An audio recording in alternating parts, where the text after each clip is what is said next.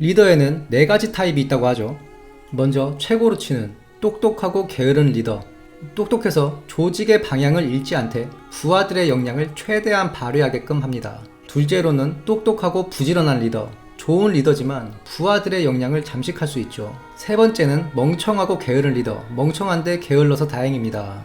네 번째 최악은 멍청하고 부지런한 리더. 이도저도 안 되겠죠. 오늘 손찬이 형은 세 번째에 해당하는 멍청하고 게으른 리더 유선에 대해 알아봅니다. 유선은 자가 공사인데 따로 승지라는 명칭도 등장합니다.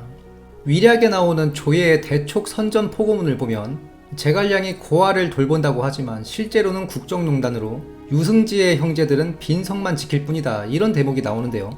여기서 유승지가 유선을 뜻하는데 승지가 유선의 다른 자이다. 유선의 아명인 두와 승지의 승자가 비슷해서 생긴 오해로 유선의 실제 아명이 아승이다. 뭐 어떤 이들은 유승지가 그 유선 병역의 실제 주인공인 유비의 다른 아들이다. 많은 썰들이 있습니다.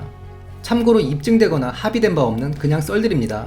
특히 위략에 나오는 유선이 노예로 팔려다니다가 유비를 제외했다는 유선 배너설은 주석을 단 배송지조차 이런 헛소리를 200자나 적어놨냐 하면서 깠기 때문에 유선에 관련된 위략 기록은 지지를 못 받고 있죠.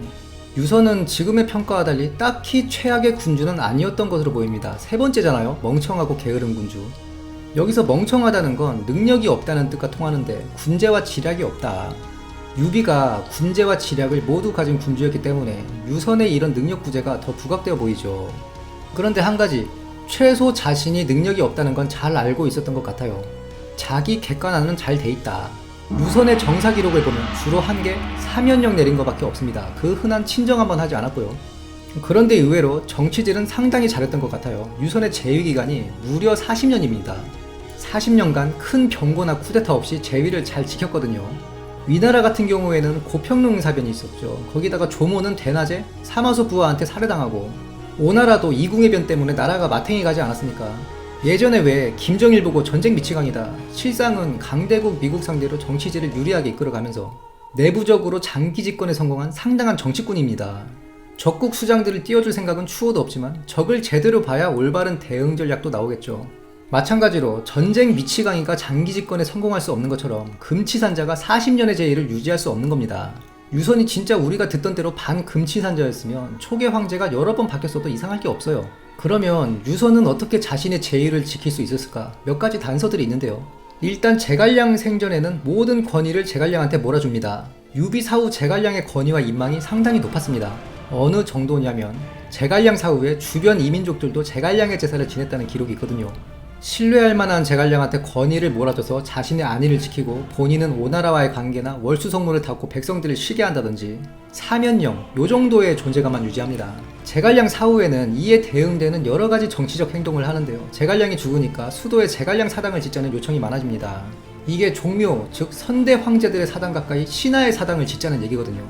한마디로 제갈량이 황제와 동일시 신격화되는 겁니다. 이를 유선이 불허합니다. 대신 제갈량 묘 옆에 사당을 짓는 걸로 합의를 하죠. 여러가지 정치적 의미가 있는데 유선이 평소 제갈량을 속으로 적대했다, 이건 동의할 수 없고요. 제갈량이 신격화되면 그 후계자 장환이 그 후광을 받게 됩니다. 이건 정치적 입지에 관련된 상황이거든요.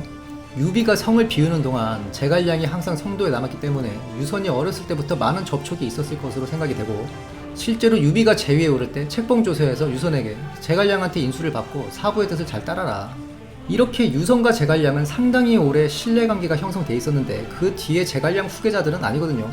나는 황제고 너네는 신하고 확실히 함으로써 입지를 공고히 하기 위한 정치적 행위다. 그렇다고 제갈량 지우기에 들어갔느냐? 당시 이막이라고 말이 뇌를 안 고치고 입으로 나오는 사람이 있었습니다. 이 사람이 제갈량이 죽자 유선한테 잘된 일이다, 이제 눈치 볼 일 없이 마음껏 황권을 휘두를 수 있다, 뭐 이런 아부성 발언을 했는데 유선이 격려해서 이막을 죽여버려요. 심심하면 사면령 내리는 유선한테 유일하게 죽은 인물. 근데 이 이막이 예전에도 유비한테 혀 잘못 놀리다가 죽을 뻔한 거 제갈량이 살려주라 해서 사실상 제갈량이 생명의 은인인데, 읍참마속 때 마속을 또 항변하다가 제갈량한테 버림받은 인물이거든요. 워낙 혀를 놀려대서 유선이 벼르고 있다가 죽였다라는 말도 있지만 사실 이막을 죽인 건 제갈량의 유지를 부정하지 않겠다라는 정치적 메시지로 해석할 수 있고요. 그리고 또 한 가지 중요한 일화가 있는데 강유가 북벌을 여러 번 했죠. 당곡에서 등해한테 대패한 적이 있습니다. 이때 제갈처, 묘화 이런 인물들이 강유를 탄핵하려 했거든요. 심지어 강유도 스스로 삭탈관직을 요청하죠. 그런데 유선이 이를 불허합니다. 강유를 대장군직에서 후장군으로 강등만 시키고 병권은 유지하게 하는데 마치 제갈량 1차 북벌 실패 후의 모습과 닮아있죠.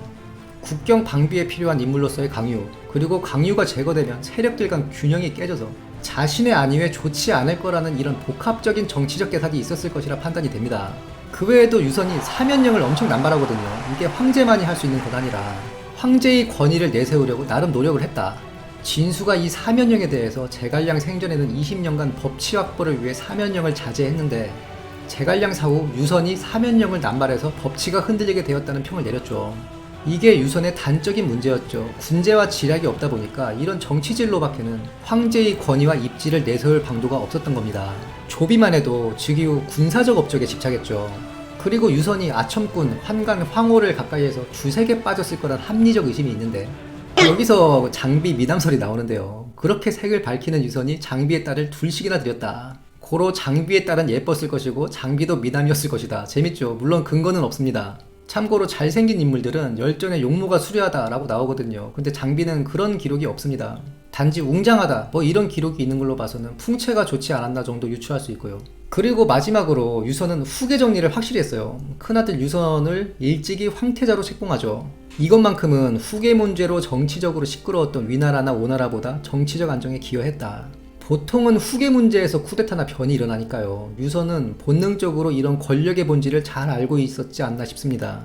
그럼에도 불구하고 내부 정치질만으로는 나라를 지킬 수 없었죠. 그냥 손 놓고 있다가 항복을 하는데 낙불사촉 일화가 유명합니다. 유선이 허창으로 끌려가서 거기서 잘 먹고 잘 살거든요. 표기 장군의 안락공자기에 시급 10,000호를 받고 이 일화는 습착시의 한진춘추에 나오는데요. 사마소가 연애에서 떠보는 거죠. 촉이 그립지 않느냐. 유선이 웃으면서 이렇게 잘해주니 조금도 생각이 나지 않는다. 사마소가 어이없어 하죠. 하다못해 나중에 극정이 유선에게 그런 일이 또 있으면 우는 척이라도 좀 해라 그러죠. 그리고 다음 연애에서 사마소가 같은 질문을 하자 유선은 메소드 연기를 하려고 하는데 눈물이 안 나는 거죠. 사마소가 극정이 그리 하라 시키더냐 하니 유선이 그걸 어떻게 알았냐며 놀라는 거죠. 좌중에는 웃음바다가 됐다는 일화인데 이 일로 사마소는 유선에 대한 의심을 거두었다 합니다.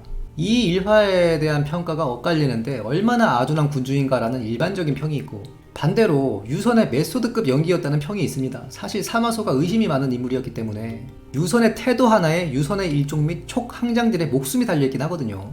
조선의 정조가 이 일화를 보고 자신을 보존하기 위한 계책이다. 거기에 이지연이 답하기를 마치 유비가 젓가락을 떨어뜨린 처세와 같다 평했다고 합니다. 유선에 대한 시청자분들의 생각은 어떠신가요? 댓글로 자신의 생각을 남겨주시면 감사드리겠습니다. 영상이 유익하셨다면 구독, 좋아요, 알림 설정 부탁드리며 다음에도 풍성한 영상으로 돌아오겠습니다. 감사합니다.